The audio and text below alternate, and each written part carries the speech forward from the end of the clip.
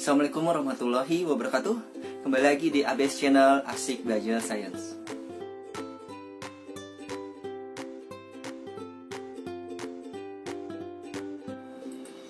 Oke, di video ini akan dibahas materi IPA kelas 7, yaitu tentang suhu dan kalor.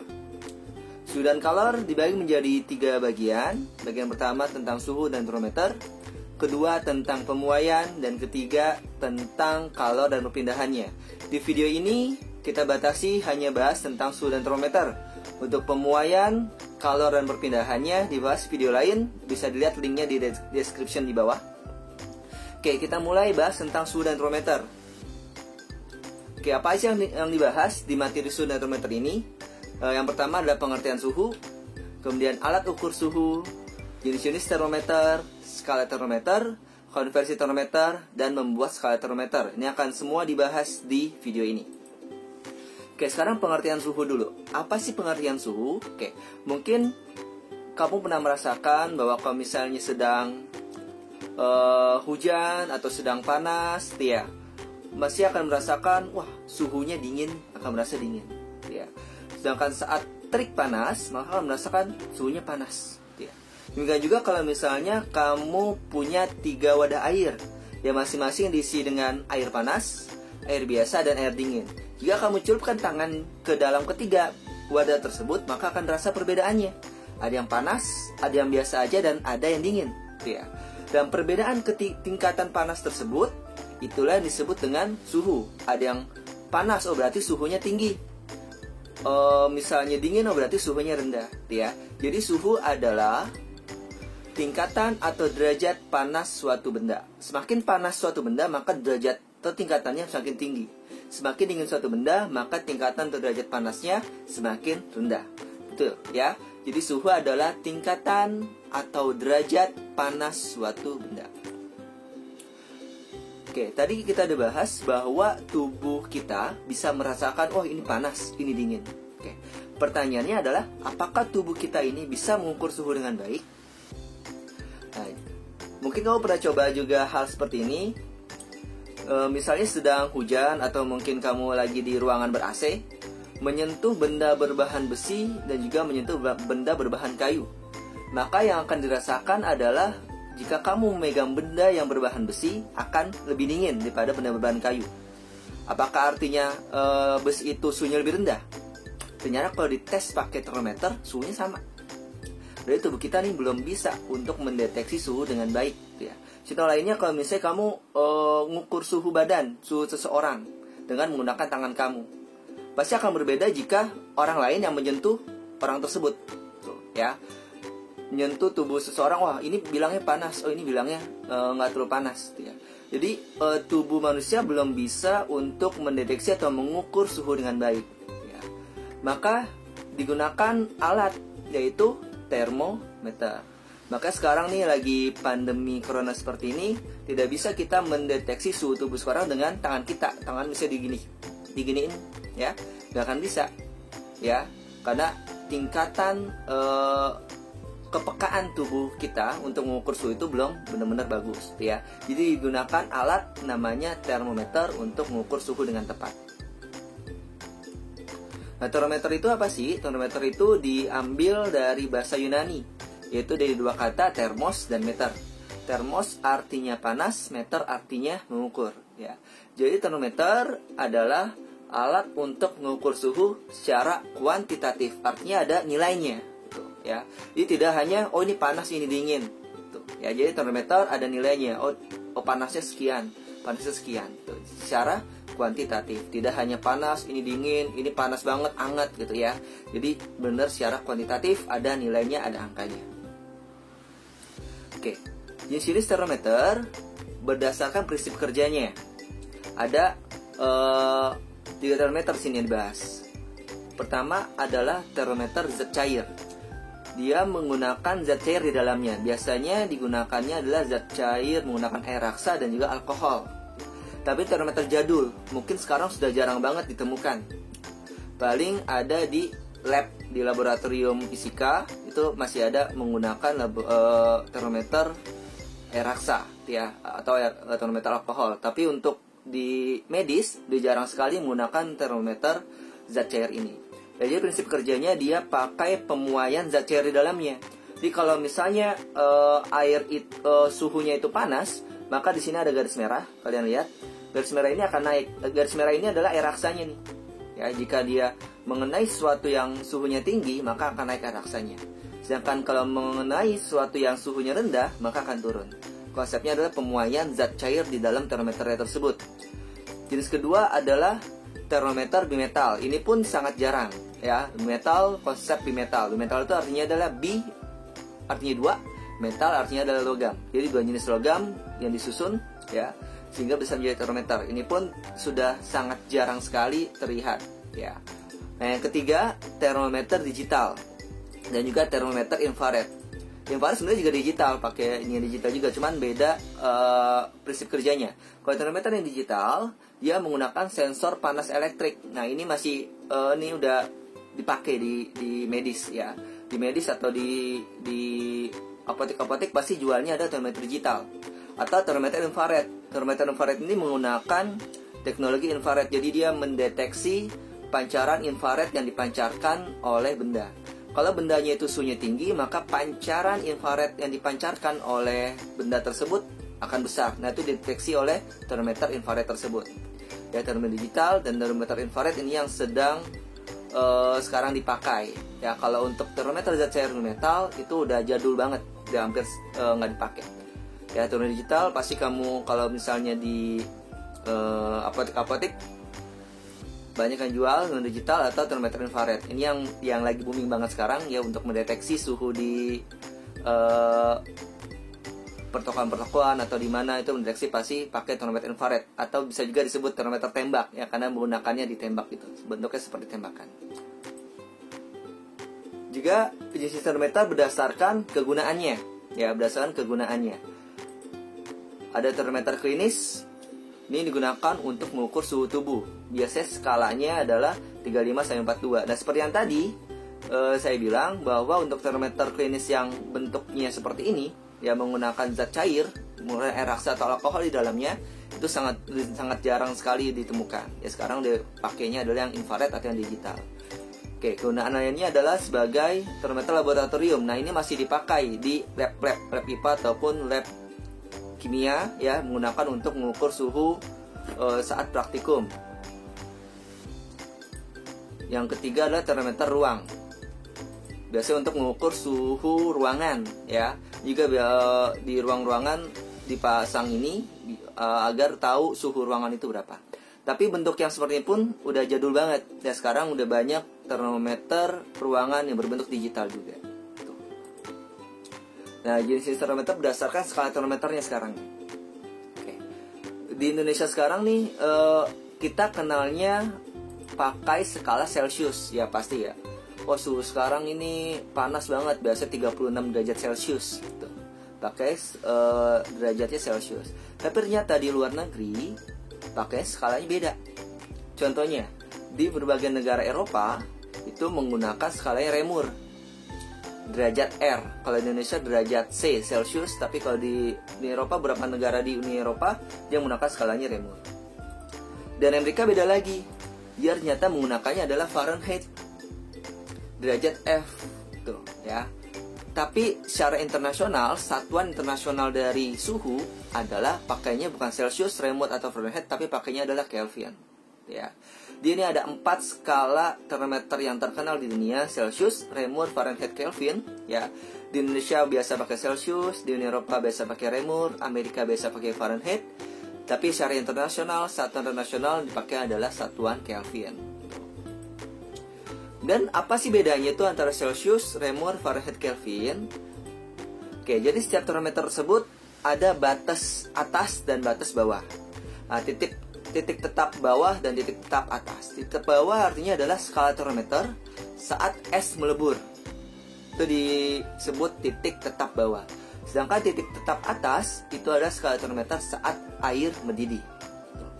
Nah, perbedaannya apa tadi termometer Celsius, Reaumur, Fahrenheit, Kelvin di antara titik tetap bawah dan titik tetap atasnya?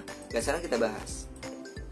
Celsius dia menentukan bahwa titik tetap bawahnya 0 dan titik tetap atas 100 ya. Celsius itu ditemukan oleh fisikawan Swedia namanya Andreas Celsius. Kemudian yang kedua, Reaumur. Reaumur ini menentukan titik tetap bawahnya 0, titik tetap atasnya 80 derajat Reaumur. Ini namanya fisikawan Prancis René Antoine Vercault de Reaumur. Oke, kemudian yang ketiga Fahrenheit. Dia ini asal Jerman, nama panjangnya adalah Gabriel Daniel Fahrenheit. Dia menetapkan bahwa titik tetap bawahnya 32 derajat Fahrenheit dan titik tetap atasnya 212 derajat Fahrenheit. Dan terakhir Kelvin, sekali ditetapkan oleh fisikawan asal Inggris bernama William Thomas Thomson Kelvin. Dia menetapkan titik tetap bawahnya 273 Kelvin, titik tetap atasnya 373 Kelvin. Ya. Nah, Kelvin ini juga disebut suhu mutlak karena tidak ada nilai suhu Kelvin dinilai negatif. Ya. Terendahnya adalah 0 Kelvin. Nah, 0 Kelvin itu setara dengan min 273 derajat Celcius. Ya. Dan ini juga tidak pakai derajat. Ya, jadi yang lainnya Celsius, Reaumur, Fahrenheit pakai derajat, tapi Kelvin tidak pakai derajat karena ini suhu mutlak. Nah, kita lihat di sini gambarnya masing-masing Celsius, Reaumur, Fahrenheit, Kelvin. Titik tetap atas, titik tetap bawah. Untuk titik atasnya Celsius 100, bawahnya 0, Reaumur atas 80, bawahnya 0, Fahrenheit atas 212, bawahnya 32, Kelvin atasnya 373, bawahnya adalah 273. Oke, sekarang kita lihat perbedaannya, apalagi selain titik tetap atas dan titik tetap bawahnya, adalah rentang skala. Rentang skala artinya dari bawah ke atas itu berapa selisihnya, rentangnya. Oke, Celsius 0 ke 100, oh berarti rentangnya adalah 100. Oke, Reaumur bawahnya 0, atasnya 80, berarti rentangnya adalah 80. Fahrenheit bawahnya 32, atasnya 212. Oh, berarti rentangnya adalah, kalau kita hitung berapa nih? 180. Sedangkan Kelvin bawahnya 273, atasnya 373, rentangnya adalah 100. Nah, rentangnya sama nih seperti Celsius. Kelvin untuk rentangnya sama. Cuma untuk titik tetap atas dan titik tetap bawahnya itu berbeda. Nah, setelah itu kita lihat lagi nih. Ini 180, 180 dan 100. Kita bisa buat perbandingannya. Ya, kita bisa buat perbandingan skalanya. Sama kita bagi 20. 100 bagi 20, 5. 80 bagi 24. 180 bagi 29. 100 bagi 25. Maka perbandingan skala antara Celsius, Reaumur, Fahrenheit, Kelvin adalah Celsiusnya 5, Reaumur 4, Fahrenheit 9, dan Kelvinnya ada 5. Gunanya apa perbandingan skala? Nanti gunanya adalah untuk mengkonversi dari satu termometer ke termometer yang lainnya. Oke, ini ada permasalahan sedikit ya. Sofia ini sedang berlibur ke Amerika Serikat. Ternyata di Amerika Serikat dia pakainya termometer Fahrenheit. Ya, dia pakai termometer Fahrenheit. Karena di Indonesia kita pakai Celsius, dia nggak bisa baca tuh berapa skala Fahrenheit itu dalam skala Celsius ya. Nah, kemudian bagaimana sih cara Sofia itu mengkonversinya? Nah, secara perhitungan kita akan bahas di sini. Oke, rumus untuk mengkonversi skala termometer itu pakai rumus perbandingan seperti ini. Celsius per 5, tadi karena Celsius perbandingannya 5. Reaumur per 4, karena tadi Reaumur perbandingannya adalah 4. Tapi hati-hati di sini, Fahrenheit per 9, tadi perbandingan 9. Tapi kenapa di sini ada min 32? Lihat, di sini Fahrenheit titik bawahnya bukan 0, tapi 32. Maka di sini harus ada min 32. Kelvin perbandingan 5. Tapi karena ini Kelvin bawahnya itu bukan 0, maka kita harus tulis di sini suhu Kelvin dikurang 273. Jadi ini rumus perbandingan untuk dipakai untuk konversi skala termometer dari Celsius ke Reaumur atau ke Fahrenheit atau ke Kelvin ya. Jadi yang kita pakai adalah suhu yang diketahui dan suhu yang ditanyakan. Misalnya diketahui Celsius, kita ubah jadi Fahrenheit, maka kita pakai rumusnya adalah hanya Celsius dan Fahrenheit aja. Yang lainnya nggak usah dipakai. Nah, contoh soalnya nih, misalnya termometer Fahrenheit digunakan untuk mengukur suhu air di wadah dan menunjukkan suhu 104 derajat Fahrenheit. Jika kita ingin menggunakan termometer Celsius, maka berapa suhu air di wadah tersebut dalam skala Celsius? Oke, kita masukkan perbandingannya. Oke, di sini Fahrenheit-nya diketahui 104 derajat Fahrenheit, ditanya Celsius. Berarti kita hanya pakai rumus Celsius dan Fahrenheit aja. Tuh ya. Jadi 104 derajat Fahrenheit ini berapa derajat Celcius? Oke, kita rumus perbandingannya adalah hanya Celcius dan Fahrenheit aja yang dipakai. Oke, kita masukkan Celciusnya per 5, Fahrenheitnya sini 104, maka masukin TF ini 104. Dan kita hitung 104 dikurang 32 berapa? Oke, 72. Jadi sini TC per 5 sama dengan 72 per 9. Sampai di sini kalian bisa dibagi dulu nih. 72 per 9. 72 per 9 adalah 8 ya, jadi TC per 5 sama dengan 8. Nah ini tinggal dikalikan 5-nya ke atasin, dikalikan dengan 8, maka TC-nya adalah 5 dikali 8 atau 8 kali 5, maka hasilnya adalah 40 derajat Celcius. Berarti 104 derajat Fahrenheit itu sama dengan 40 derajat Celcius. Semoga bisa dipahami untuk konversi ini ya. Demikian juga nanti kalau misalnya kamu Celcius ke remur, berarti kamu pakai TC per 5 sama dengan TR per 4. Hanya pakai perbandingan Celcius dan remur aja. Begitupun ke Kelvin ya, atau dari Fahrenheit ke Kelvin, Fahrenheit ke remur, berarti yang dipakai adalah termometer suhu yang diketahui dan termometer suhu yang ditanyakan. Itu aja yang dipakai. Tuh. Oke. Tadi dibilang bahwa Celcius, remur, Fahrenheit, Kelvin perbedaannya adalah di skala atas dan skala bawah.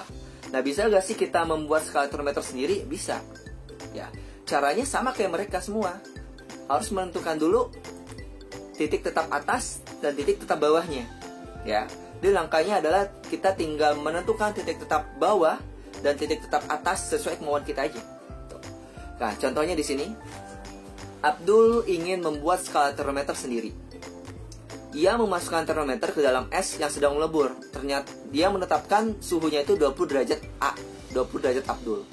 Kemudian ia memasukkan termometernya ke air mendidih dan menetapkan suhunya adalah 60 derajat A, 60 derajat Abdul.